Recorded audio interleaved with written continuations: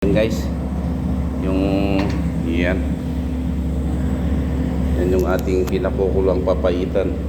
Pero hindi ata papait to.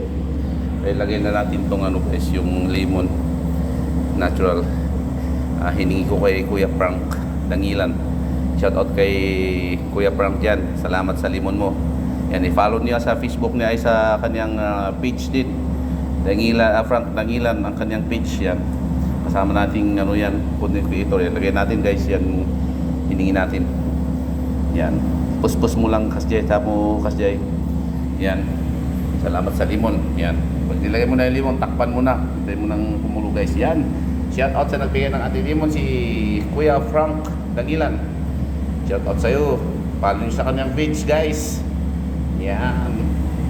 Kumukulo ng ating papaitan. Ilagay na natin yan para pati yung laman niya ay smooth. Yan guys.